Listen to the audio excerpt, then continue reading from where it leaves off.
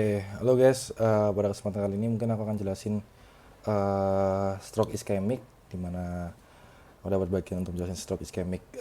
Untuk video kali ini mungkin penjelasan aku akan lebih detail dan lebih panjang, karena aku akan jelasin secara menyeluruh dari hipotesis, gimana caranya aku dapetin diagnosis sampai hipotesis sampai diagnosisnya, hingga penjelasan ke arah patofisiologi secara lumayan detail lah.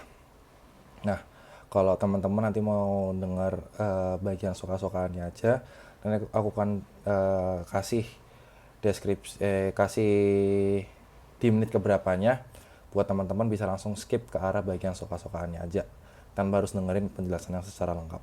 Oke, kita akan mulai penjelasan si stroke ischemicnya ini. Nah, kita akan jelasin dulu bahwa pasien ini datang, yaitu perempuan 58 tahun, dan keluhan utama tidak sadar diri di kamar mandi. Pasien ini ditemukan bahwa anamnesisnya itu sebelum tidak sadarkan diri, itu memiliki tanda-tanda kesemutan di sisi kiri tubuh, dan dia mengeluhkan sulit berbicara. Lalu tidak temukan adanya RPD, RPS, RPSOS, dan RPK, di mana hipotesis yang bisa saya berikan di kasus ini adalah yang pertama adalah stroke ischemic, stroke hemorrhagic dan penurunan kesadaran et causa hipoglikemia. Kenapa stroke ischemic ini akan saya taruh pertama? Karena stroke ischemic ini memiliki tanda yang sangat jelas guys, yaitu kesemutan di sisi kiri tubuh dan sulit berbicara. Sedangkan untuk stroke hemorrhagic dan penurunan kesadaran itu saya ambil dikarenakan pasien itu tidak sadarkan di kamar, ada tanda-tanda dia itu keluhan utamanya itu tidak sadar di kamar mandi, ataupun penurunan kesadarannya onsetnya secara mendadak. Jadi itu bisa menjadi hipotesis untuk stroke hemorrhagic dan penurunan kesadaran. Maka dari itu, kita butuh pemeriksaan fisik dan pemeriksaan penunjang yang menguatkan hipotesis pertama kita, yaitu stroke ischemic. Nah, di sini pemeriksaan fisiknya itu GCS-nya menurun, yaitu E-nya 3, V-nya 2, M-nya 5. Tekanan darahnya itu meningkat, yaitu 160/95, atau bisa kita bilang itu hipertensi grade 2 atau hipertensi grade 2. Di mana nadinya juga meningkat 88 kali per menit, dan respiratory rate-nya juga meningkat, yaitu 22 kali per menit. Lalu juga rupanya ditemukan adanya deviasi sudut mulut ke kanan. Nah, deviasi sudut mulut ke kanan ini sangat menandakan adanya stroke ischemic. Dan ditambah lagi ada tanda hemiparesi kiri 0/5, yaitu dia itu tidak bisa menggerakkan sama sekali tubuh di bagian kirinya. Nah, aku akan bahas di sini ada pemeriksaan penunjangnya, itu CT scan, yaitu di bagian ada ditemukan adanya infark cerebral di bagian media cerebri arteri atau MCA. Nah, di bagian dextranya. Nah, aku ngasih dua gambar di sini guys, yaitu ada yang ischemic dan yang hemorrhagic. Ya nggak kelihatan ya, udahlah. Nah, di sini aku mau kalian untuk paham kenapa di sini ada perbedaan warna di kedua stroke ini. Jadi kenapa di sini CT scan-nya bisa berbeda? Dikarenakan infark cerebral ini terjadi karena adanya penyumbatan si pembuluh darahnya ini. Sedangkan kalau hemorrhagic itu stroke-nya terjadi karena pecahnya pembuluh darah di otak. Oke, jadi kita harus bedain. Si ischemic ini terjadi karena adanya penyumbatan pembuluh darah, sedangkan kalau yang hemorrhagic itu terjadi karena adanya pecahnya pembuluh darah. Oke. Jadi, kenapa di CT scan yang ischemic itu malah tandanya infark? Karena bayangin dulu guys, kalau peredaran darah ke otak, ini otak, terus ini peredaran darahnya. Kalau misalnya ini tersumbat, O2, ATP, dan lain-lain itu nggak bisa sampai ke otak dengan maksimal. Maka dari itu ketika ada penyumbatan ataupun stroke ischemic ini, adanya terjadi penyumbatan, maka dari itu tidak ada oksigen atau ATP yang bisa sampai ke bagian otak tertentu. Di sini pada pasien itu di bagian cerebral media cerebri arteri, atau di bagian arteri tersebut, di bagian dekstra. Nah, di situ ngebuat oksigen dan ATP ini nggak bisa masuk ke arah otak kita. Bayangin kalau oksigen dan ATP ini nggak bisa masuk ke sel-sel otak kita atau di bagian otak tertentu. Maka dari itu, ya otaknya jadi mati. Otaknya nggak dapat supply, otaknya nggak dapat energi, nggak dapat oksigen, jadinya apa? Ya mati. Jadi infark. Jadi di sini kenapa tandanya hitam itu dikarenakan di bagian sini, di bagian otak yang di CT scan ini, dia itu sudah mengalami infark atau sudah mengalami kematian ataupun sudah berkurang lah hidupnya. Ya mati. Ya gampangnya matilah guys. Mati. Ini mati. Sedangkan kalau yang hemorrhagic di sini warnanya tuh putih guys. Nggak hitam seperti yang iskemik. Kenapa dia putih? Karena yang di sini itu yang dilihat oleh CT scan itu bukan bagian otak yang sudah mati, tapi ini tuh darah. Jadi yang putih ini tuh darah. Ini tuh darah yang menekan sisi-sisi otaknya. Nih. Darahnya itu jadi menyebar dan menekan seluruh sisi-sisi di bagian otak kita. Tahu sendiri bahwa volume kranial kita atau volume otak kita itu tetap. Jadi ketika ada darah yang keluar ke bagian otak kita, ya tekanan di intrakranial kita tuh meningkat gitu. Padahal volumenya tuh harusnya tetap gitu loh. Gitu guys. Jadi jangan sampai bingung kenapa ada infark dan kenapa CT scan-nya berbeda, satunya hitam, satunya putih. Karena kalau hitam, ingat, itu adalah kematian sel otak. Dan kalau yang putih itu adalah darah yang pecah, dikarenakan pembuluh darah yang pecah dan menekan sel-sel atau menekan otak di sekitarnya. Dari itu, diagnosis yang saya dapatkan yaitu stroke iskemik.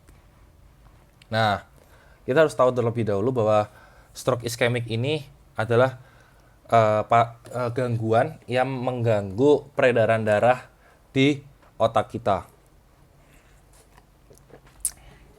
Maka dari itu, kita harus tahu terlebih dahulu bahwa ada pembuluh darah di bagian otak kita yang sudah dibahas di FM3 kalau nggak salah ya, yaitu circulus of Willis. Iya nggak sih guys, itu namanya. Ya, itulah pokoknya circulus of Willis. Jadi jangan lupa untuk dijelasin bahwa sebenarnya di tubuh kita itu ada circulus of Willis ini yang menjaga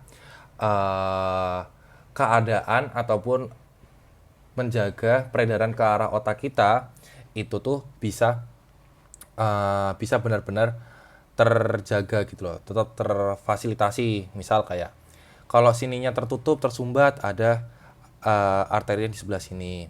Kalau misal arteri di sebelah sini akan tersumbat, akan ada aliran darah dari area sini.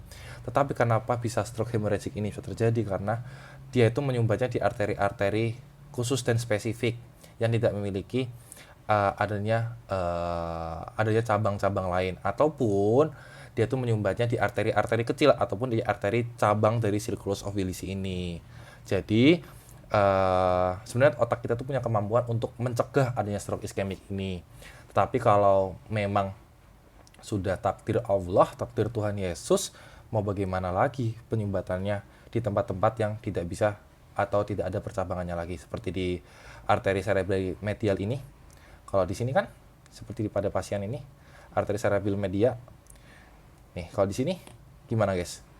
Nggak ada cabang-cabang lain yang bisa memberikan supply atau tidak bisa memberikan darah selain dari arteri cerebral medial ini.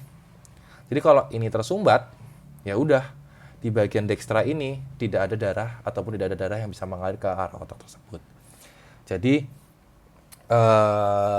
seperti itu. Jadi jangan lupa untuk menjelaskan terlebih dahulu fisiologi dasar, anatomi dan fisiologi dasar dari circulus of Willis ini. Nah, patofisiologi dan patogenesis yang bisa saya jelaskan di sini untuk stroke iskemik adalah stroke iskemik ini sebenarnya faktor resikonya ada dua, yaitu unmodifiable ataupun yang tidak bisa dimodifikasi dan yang bisa dimodifikasi. Nah, di sini yang tidak bisa dimodifikasi adalah jenis kelamin dan usia.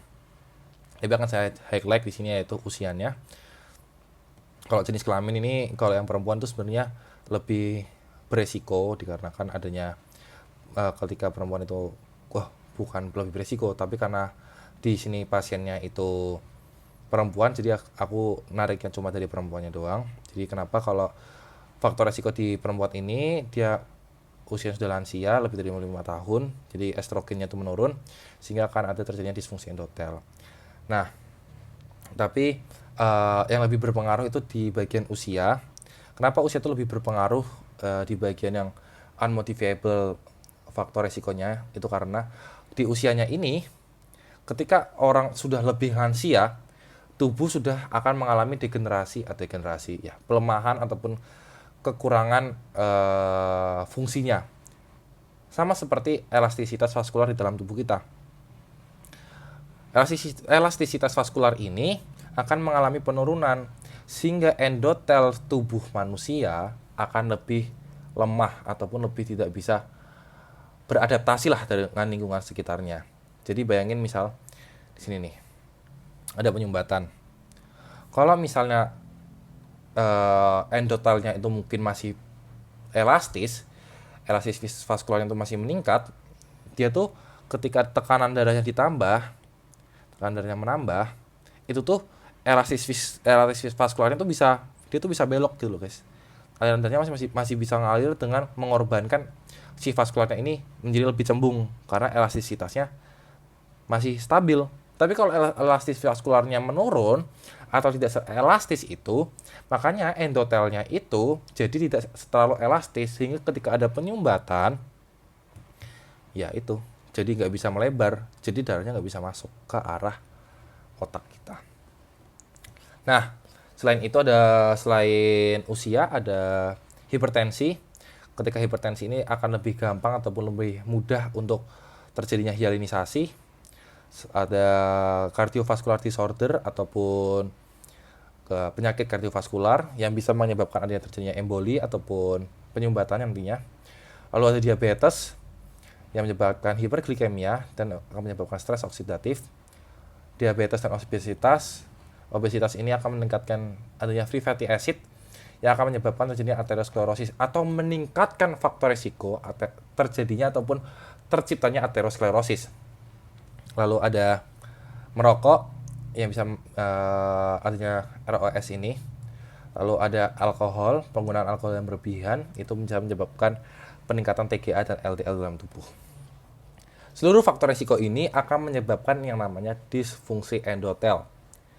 Jadi nggak hanya usia lansia aja yang bisa terkena si stroke iskemik ini. Tetapi kalau kita sebagai orang muda tuh, saya ya remaja dan orang-orang di bawah umur lansia itu tetap bisa terkena stroke iskemik jika tidak menjaga ini gaya hidup yang sehat untuk mencegah adanya disfungsi endotel. Nah, faktor-faktor risiko itu kan akan menyebabkan adanya disfungsi endotel. Nah, disfungsi endotel ini akan menyebabkan adanya infiltrasi LDL atau low density lipid. Ya, iya nggak sih guys? Ya, infiltrasi LDL lah pokoknya. LDL itu adalah lipid yang berguna untuk membawa lemak menuju ke hati nantinya. Jadi ketika LDL-nya ini infiltrasi ataupun dia itu hinggap sih bahasanya guys, kayak dia tuh si LDL-nya ini akan nempel nantinya atau infiltrasi di bagian endotel kita. Jadi ketika dia infiltrasi, dia nempel si LDL-nya di sini nih, dia tuh akan mengalami namanya oksidasi.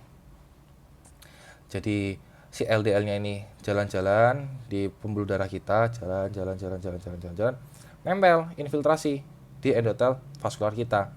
Dia nempel, nggak dibersihin secara menyeluruh, secara benar, dia akan menyebabkan proses kedua yaitu oksidasi si LDL-nya ini. Nah, kalau dia sudah oksidasi, dia itu akan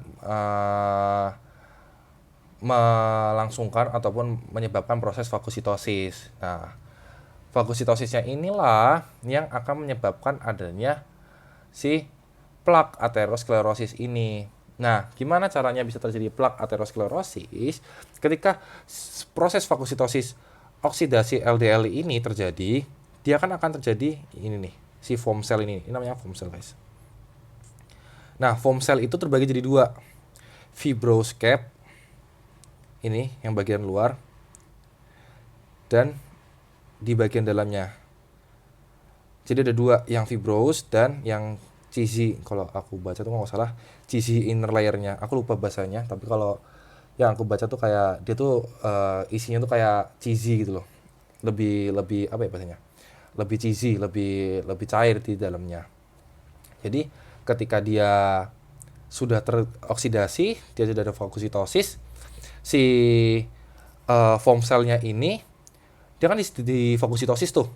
Fagositosis nggak mungkin dari dalam dulu, tapi dari luar ke dalam. Nah, dari luar ke dalam yang nyebabin adanya ruptur. Si rupturnya ini, si fibroscap-nya ini ketika ruptur, dia itu bisa menyebabkan, misal ini nih, dia kan terus ini ruptur nih, si fibroscap-nya dia ruptur. Nah, karena dia ruptur, dia itu bisa menyebabkan adanya trombus. Nah, trombus itu apa? Trombus itu kayak clot, apa ya bahasa Indonesia, clot ya, clot gitu loh, kayak penumpukan penumpukan ataupun penggumpalan. Nah, pengumpulan darah di pembuluh darah kita. Jadi kalau fibroscap-nya ini copot, sisi inner layer-nya kan keluar, terekspos lah. Nah, ketika sisi inner layer-nya ini terekspos, dia itu akan meningkatkan ataupun menyebabkan si di daerah sisi layernya ini menyebabkan terjadinya si trombus ini. Nah, ketika adanya trombus inilah yang akan bisa menyebabkan adanya sumbatan ataupun oklusi di arteri cerebri media. Nah, jadi kayak gitu.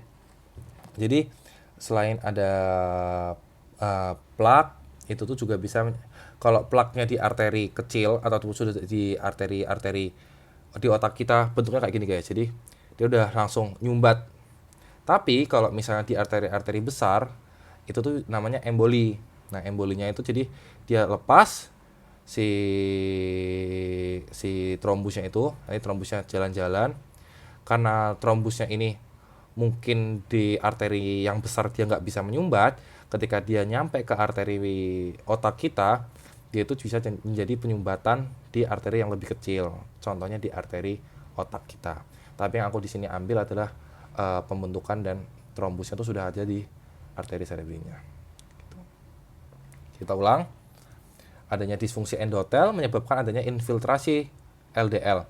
Infiltrasi LDL yang berlangsung lama akan menyebabkan oksidasi si LDL-nya ini meningkat. Peningkatan oksidasi LDL ini akan menyebabkan akan terjadinya proses fagositosis oksidasi LDL-nya ini.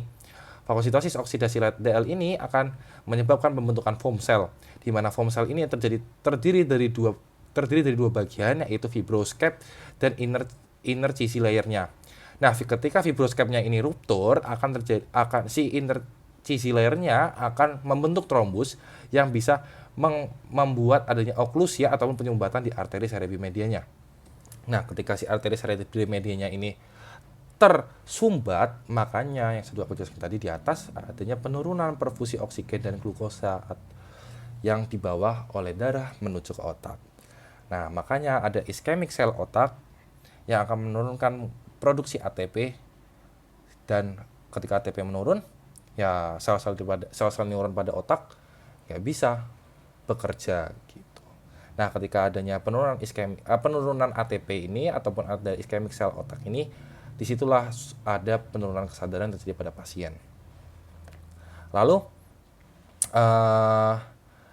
di situ proses di atas ini disebut adalah pembentukan plak aterosklerosis.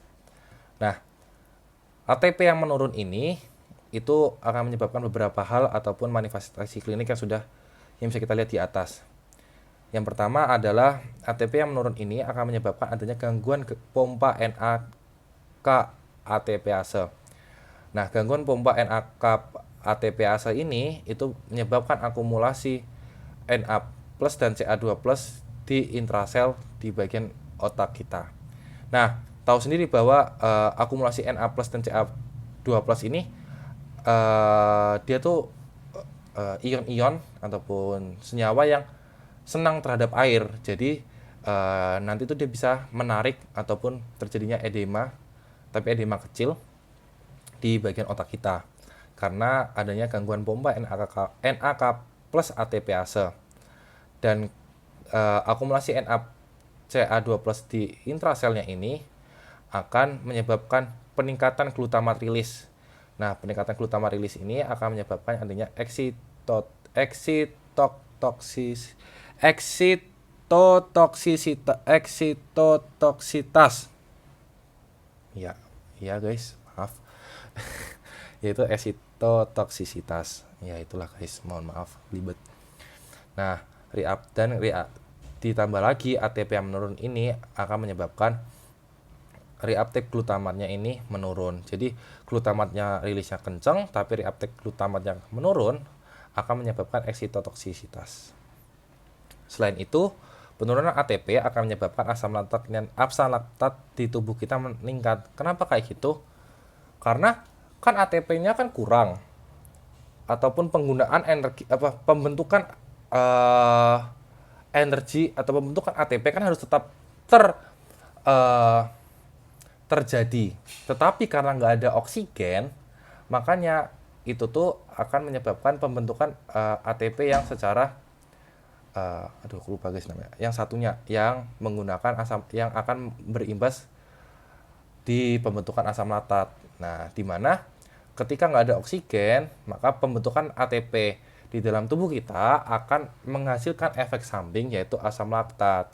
Nah, karena asam laktatnya meningkat, akan terjadi asidosis ataupun keadaan asam di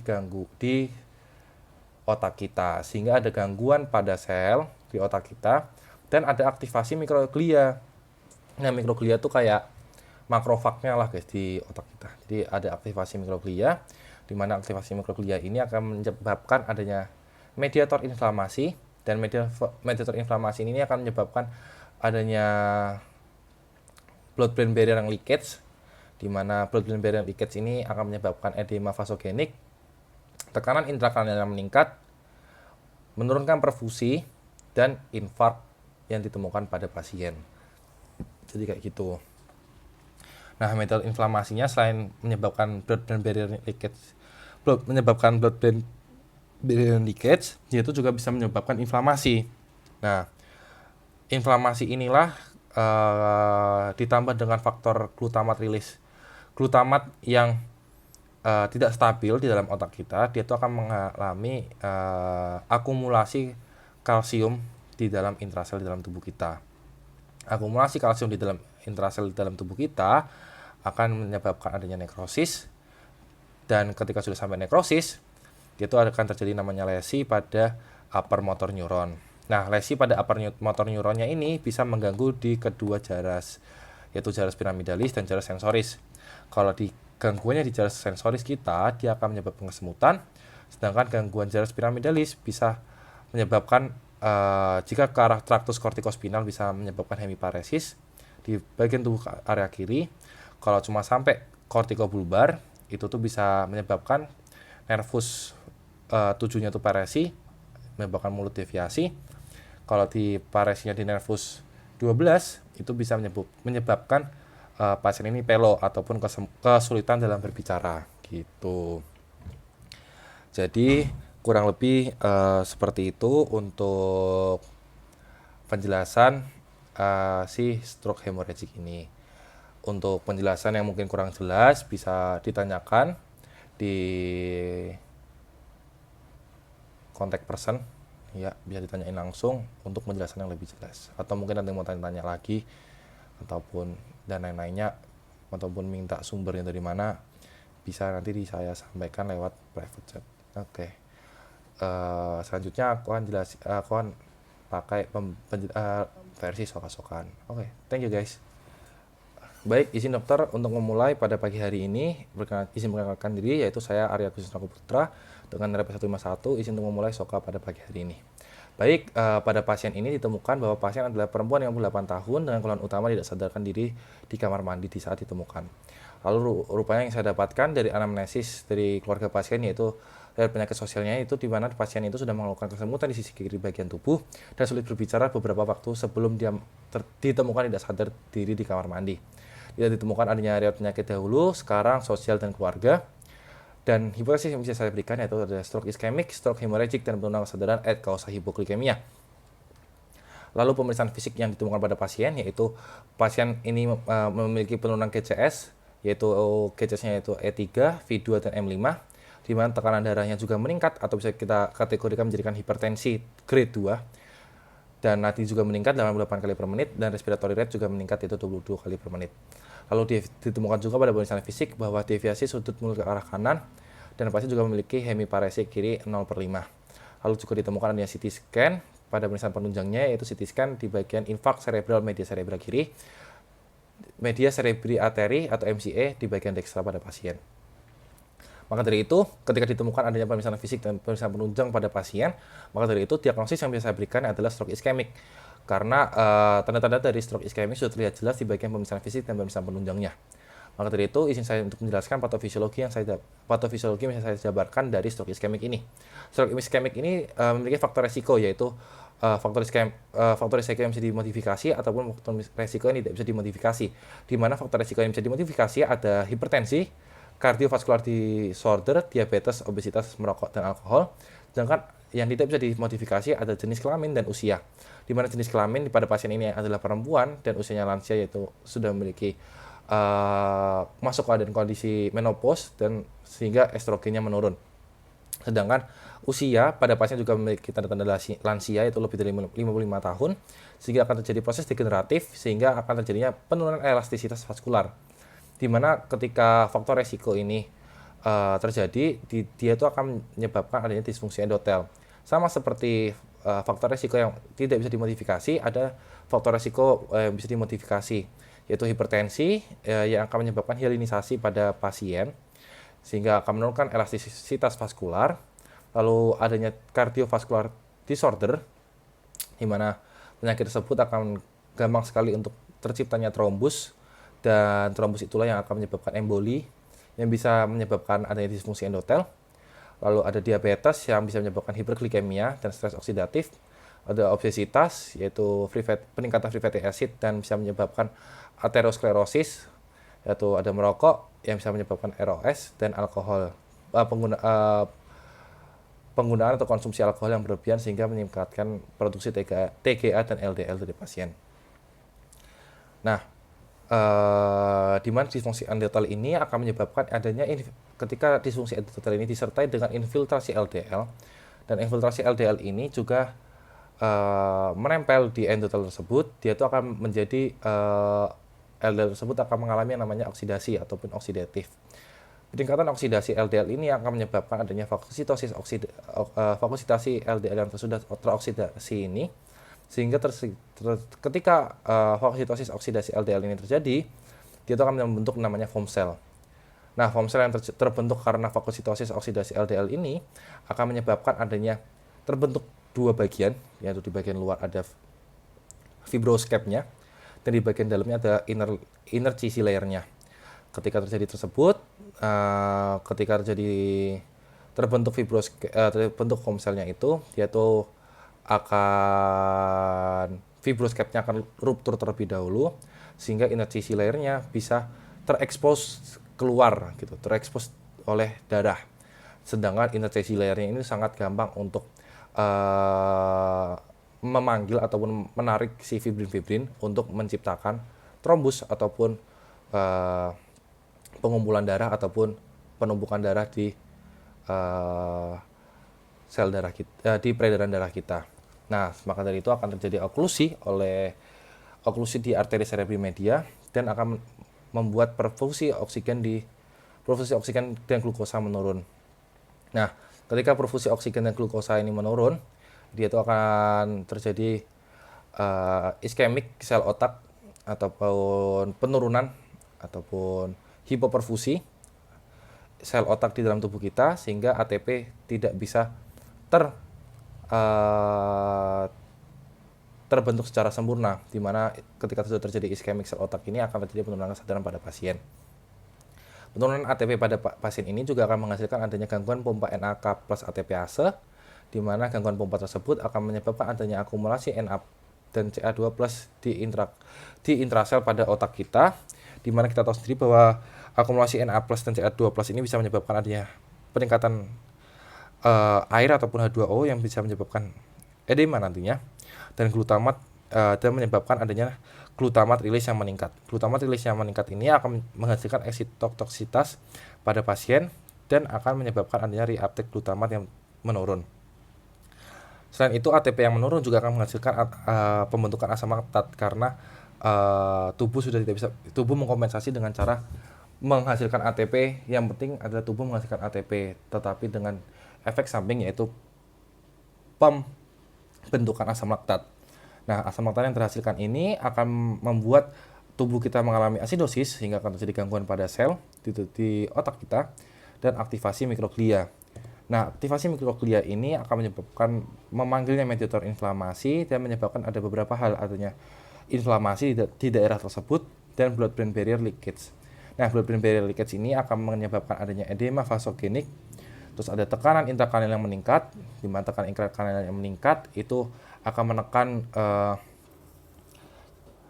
menekan si otak di sekitar daerah tersebut sehingga akan terjadi perfusi yang menurun atau hipoperfusi dan menyebabkan adanya infark pada pasien. Selain itu, inflamasi tersebut ditambah dengan glutamat yang tidak terkontrol pada pasien akan menyebabkan adanya akumulasi kalsium di dalam intrasel. Akumulasi tersebut akan menyebabkan adanya nekrosis, dan nekrosis tersebut akan menyebabkan lesi pada upper motor neuron. Nah, upper motor neuron ini yang berfungsi sebagai pengirim sinyal pada pasien menuju ke lower motor neuron. Maka dari itu kenapa pasien ini mengalami hemiparesis, mulut deviasi dan pelo, karena dibayangkan saja dok, kenapa kayak sinyal yang mau dikirimin ke arah tubuh bagian bawah kita aja tidak bisa tersampaikan secara jelas karena adanya lesi pada upper motor neuron. Bagaimana yang lower motor neuron ini bisa menangkap perintah dari upper motor neuronnya.